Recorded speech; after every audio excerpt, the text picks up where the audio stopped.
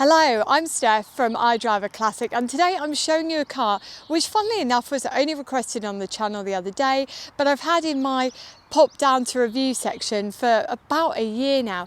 It is this beautiful Austin A40 Somerset. Now these are really interesting because if you look at the county's family of Austin cars, this is considered by many to be the last proper Austin because it's the last Austin, new Austin, that got brought in before that Nuffield merger. And in fact, when these were made at Longbridge, it was the car that was the 2 millionth car to roll off the production line. These were made from 52 to 54 and just over 170,000 were made. So whilst these may not be commonplace today, at the time when these were at the height of their fame, goodness me, they were everywhere and they were all around the world as well, which I'll talk to you a little bit more about in today's video. Now, if you've never watched one of these videos before, you're in for a treat because we're going to show you around the outside, we're going to show you under the bonnet, we're going to show you how much space you've got in the boot, and we're going to show you all the interior as well. This is a very well-loved example that's been owned by Graham for 20 years, and he has some amazing memories, which we'll talk about as well in the video. A cracking car, one that you just don't see anymore and definitely deserves a lot more love. And if you're looking to buy one of these, we'll cover off some of the highs and lows of that as well in this video. So buckle up, even though we've got no seat belts in this, we're off for a look at the A40 Somerset. It's 1952 and Austin are on the eve of the Nuffield merger, which sadly makes this the last new car Austin brought to market before that took place. It was too, I believe, the last Austin to have the separate chassis. The A40 Somerset was the smallest car in the Austin lineup and came in to replace the Devon, which is another marvellous car from the time where Austin made quality, dependable cars. This particular example we're testing today is one of the 1953 Jubilee cars. These cars were painted particular colours to celebrate the new Queen, Queen Elizabeth II, and included colours such as Balmoral blue and Sandringham Fawn. And this particular car is Sandringham Fawn, and Graham the owner, tells me that it's the lesser spotted of the colours available in this limited edition run. There is an optional extra missing on this one, which was £7, and it was a sunroof. Sadly, this one doesn't have it fitted, but I'm going to show you a car later on in this video that does have it fitted, but you'll see a lot more of that car later on in the year. This car was fitted with a 42 brake horsepower 1.2 litre engine. Now it's very similar to the Devon engine, but it's not exactly the same. It's paired with a 4-speed manual column change box with synchro on the top 3 gears. The body styling is described as transatlantic, and if you're familiar with the county's car lineup, you'll recognise that styling vibe because it's very similar to the larger A70 Hereford. On test at the time, performed on low octane fuel, which was all that was available due to the markets of the era for many different reasons in the post-war world. The car achieved 74 miles per hour top speed and 0 to 60 in 28.6 seconds. In a pre-motorway era, this is not a bad performance, and even in today's world, gives you the performance that you need to keep up with modern traffic without too much hassle or any upgrades. However, the 37 feet turning circle does make it a considered prospect for some of these measly car parks that you find attached to shopping centres nowadays. You might find yourself getting a little bit of a sweat on. But these weren't cars just built for a post-war Britain, and in fact they were sold across the world in 2 guises: a complete car that was completely built and CKD cars. Now CKD, we've talked about this before, it's an abbreviation of complete knockdown. Essentially it's where the car was sent as a box of bits to the receiving nation and it's then fully rebuilt at the destination factory. If you think IKEA flat pack but actually all the bits are in there and they're all in good order and well built, you've got the 1950s gist of it. This led to sales in 3 years of production topping 170,000. It's around 173,000. And earlier when I told you it was the 2 millionth car off the production line at Longbridge, I meant it was the 2 millionth car of all the cars made at Longbridge, not just these. The first car to reach 1 million units in Great Britain is actually the Morris Minor, which funnily enough, if you look at a 1098cc example of these, has a very similar performance level, but we digress. Now, it would be remiss of me to do this entire video and not mention the enormous impact the car had for Japan too, and for Nissan, because as well as being sold as an Austin, it was also badged as a Nissan. And this came about because in 1949, Japan lifts the ban on producing passenger cars, and Nissan springs into action. It knows it needs to produce something, but they don't quite have all their ducks in a row to produce the cars that they know they can produce.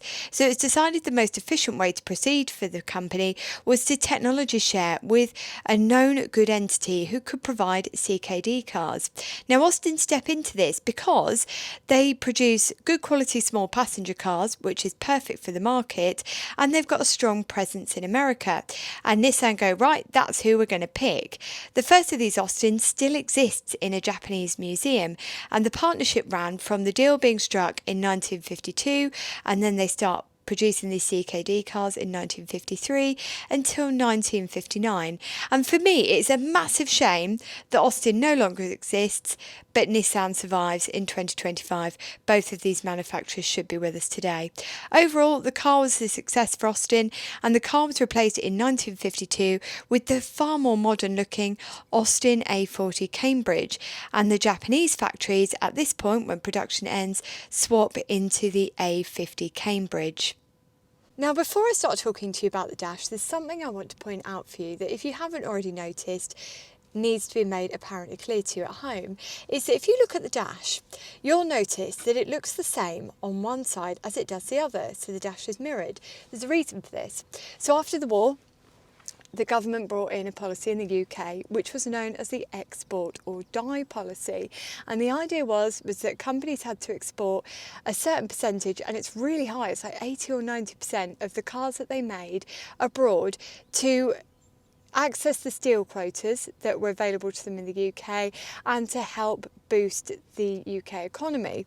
And so what happened was you started to see car manufacturers create these dashes where things could be moved from one side to the other, as in left-hand drive, right-hand drive. And it could all be done at a relatively cheap cost, and it also meant that they could do things like I was talking to you about earlier with the CKD kits, the complete knockdown kits. You see it a lot with things like Morris Minors, where they build them in New Zealand, Australia. Well, they did it with these as well, which is probably how they managed to sell so many of them, because they were popular the world round. And another thing that I will point out while we're here as well is you'll notice that the screen has a slight curve and it's not completely flat. Now, do you remember when we took out that Jowett Javelin, I said to you that the Jowett Javelin was the first car ever made with a curved screen, and they started developing that technology. It was one of the big things, if you read a brochure for one of these, that they talk about. So I'm just going to point that out to you before we get going. So anyway, we're in a world after the war. We have export or die. We've got people that are waiting years for their cars because people are on a waiting list because cars are being sent out abroad. And you've also got things like the low quality petrol that the cars are running on, which we talked about earlier, and we talked about how that impacted things like test drives, and why you might find that sometimes cars that were tested at the time get a slightly different performance rating to what they get now. You tend to find that you get a slightly better one. Anyway, as we've talked about, dash symmetrical on both sides. I quite like that because I do like a bit of symmetry in a car, but certain things have been added into this. And one of the things that I really like about this car is that sometimes you get into cars and they're so sterile and they've been restored and you think, I can't get a read of what someone's like when I get into their car.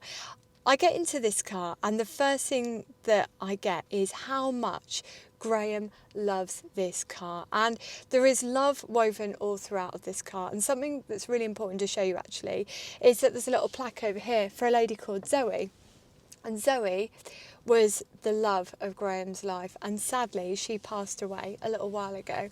And you might have noticed there's a basket in the back as well, and the basket is full of all the lovely things that they used to take on their days out, and there's also a picture of Zoe in the back there as well. And I think that's so lovely, because cars aren't just cars, are they? They're so much more to all of us than just a hunk of metal that gets us from A to B, and you can really feel that in this car.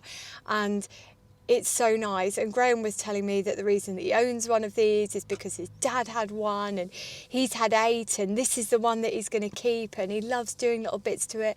And he said, I don't want to strip it completely back and restore it. I could do that, but then it would be taking out all the love and the memories and all the rest of it. So you might look at this car today and you might see a car that's been, it's paint touched in, or, you know, it's got a little bit of carpet here that maybe it wouldn't have had from new, but it's that rich tapestry of the car's life. And I love seeing cars with a personality. So anyway, what do we actually have from Austin themselves? Well, first of all, we've got a glove box. Now this is a little doozy from Graham. He's actually set this up with little cup holders and a little bath tap pulley so that he can have it down and he can put 2 cups of tea on at car shows. Oh, being very careful, although they are very sturdy, and that is something I will say is very well put together. Coming down from there, you've got an ashtray, which again is mirrored on that side, and you have got an old style radio. So looking at that, I don't think that's original to the car. I think that's been put in later on, but it's one of those PYE ones, so it is very of its time. Coming up from there, you've got your heater controls, and you've got your washer, you've got your handbrake, and then coming into the centre here, this layout is really simple, and it's lovely because when we go out for a drive, you'll feel, and I hope that you can really feel it, that the driving experience in this is just so, it feels quality. And the strapline, of course, as you probably saw on that sticker at the back, was Austin, you can depend on it. And when you're out in this one, you feel like you can depend on it. It's a nice car indeed. So we've got 2 gauges here. You've got your fuel gauge, you've got your ammeter. Coming down into your pulls, so you've got your choke and you've got your wipers. You've got your speedo to centre there. And the speedo runs up to 70. Now I was talking to Graham and I said, what kind of speed are you getting out of this?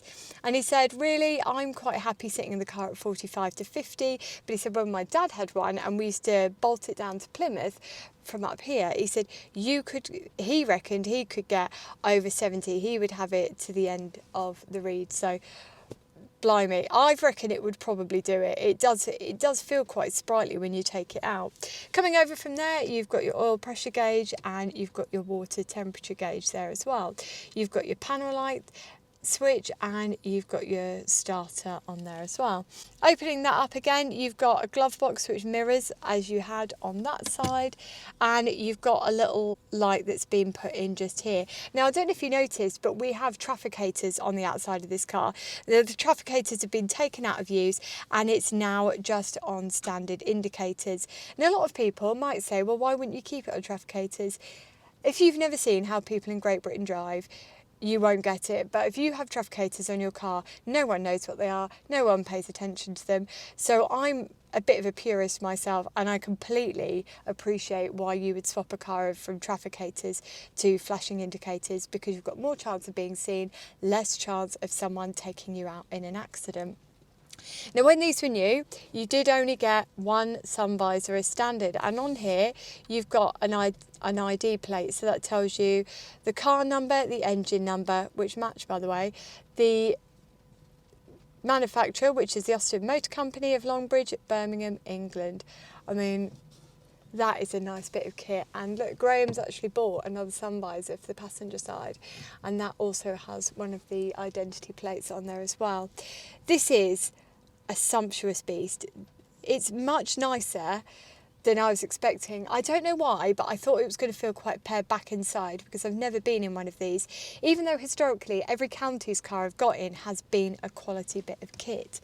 Something else I forgot to show you as well is your headlights and your side lights are all functioning off this switch which sits around the key.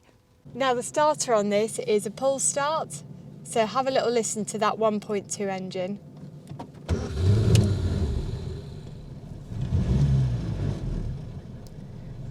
We have already taken it out today, so we shouldn't need really any choke.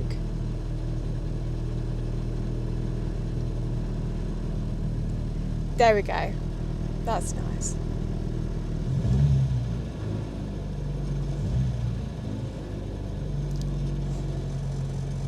Have a little listen from the back and then I'll take you out on a test drive.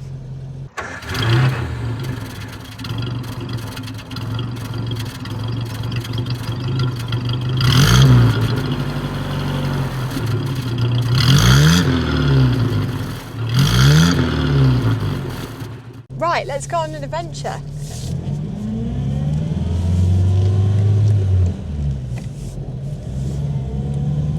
Now, for my eagle-eyed viewers at home, please do remember that due to the age of the vehicle, we don't have any seat belts.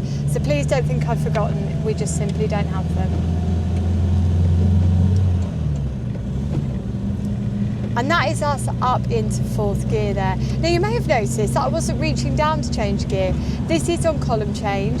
It's a 4-speed box on this with reverse, which you get into by pulling this out and pushing it all the way down. The no synchro on first, but synchro on the top 3 gears, which is as you'd expect for the era. I wouldn't expect anything different. Also, you wouldn't really expect anything different with these wipers either. Now listen, when I went to take this out, Graham said to me, you're going to think the steering is oh so heavy. And I've heard other people say, oh, the steering is heavy.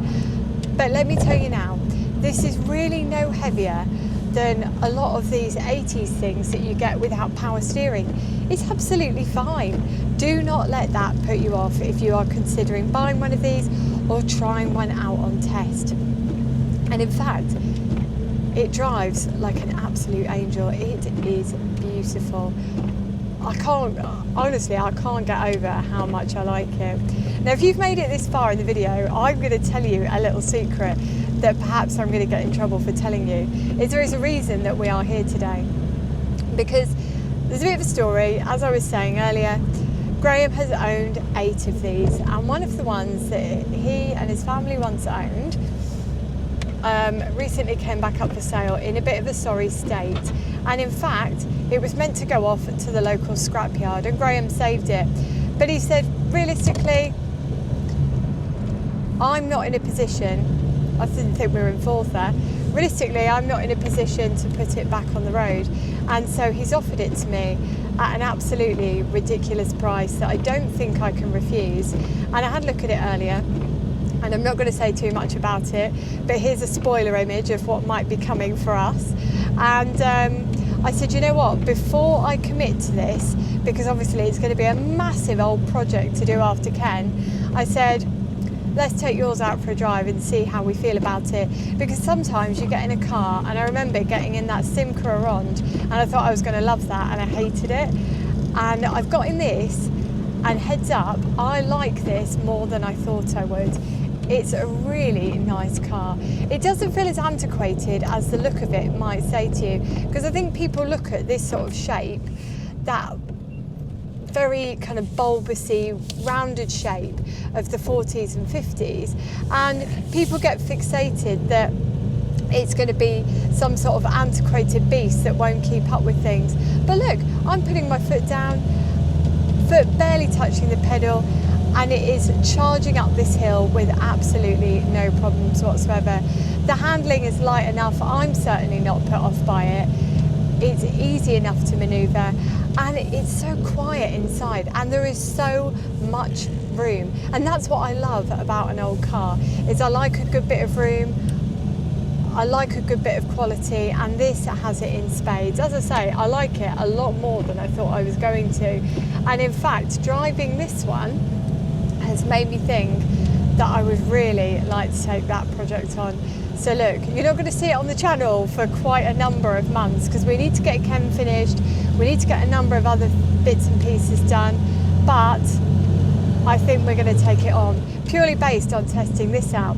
Now, as I was talking to you earlier, I was saying about a buying guide or some buying information. Now, the one question I had when I was looking at the project was, well, am I going to be able to get bits for this or not? Because when I needed to get a wing for the Marina, it just was not available.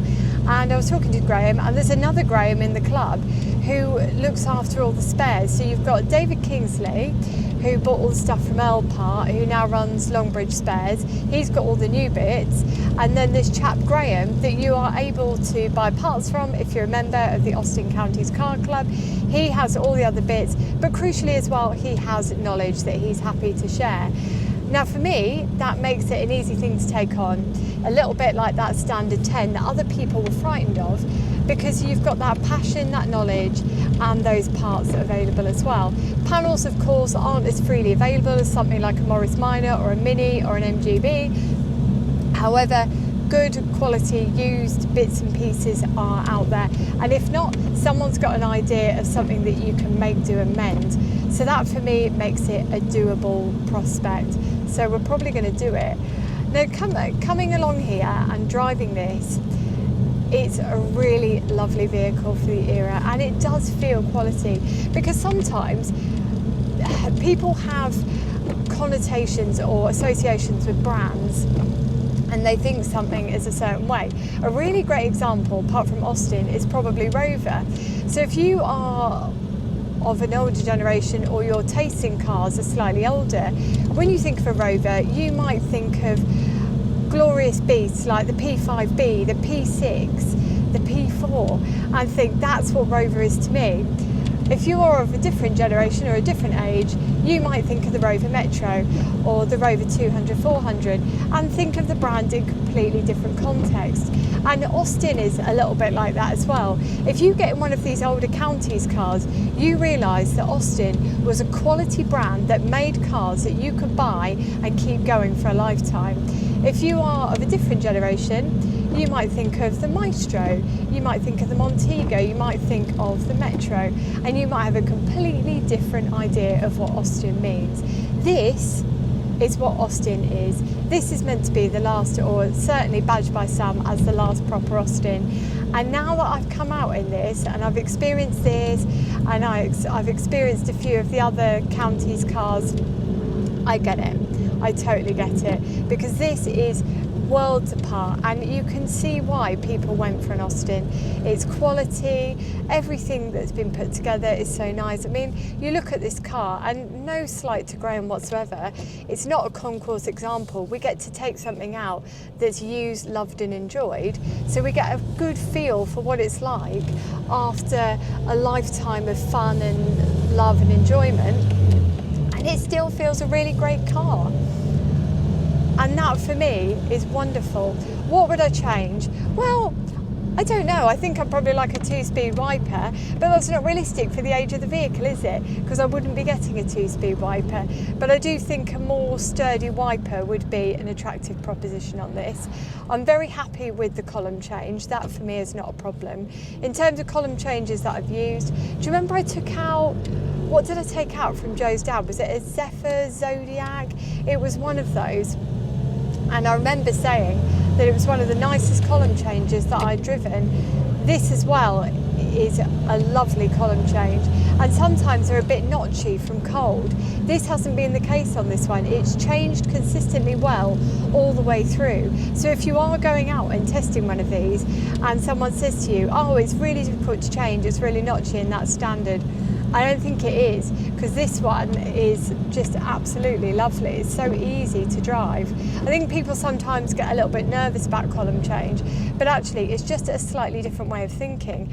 And once you get yourself into it and think to yourself, well, there's no synchron first, so I don't really need to be using that unless I'm coming to a complete standstill or doing a hill start, then you're absolutely fine. I mean, look at this. I can chat to you, I've only been in the car 5 minutes, and it's really no trouble at all. It's one of the nicest, as I said, it's one of the nicest column changes.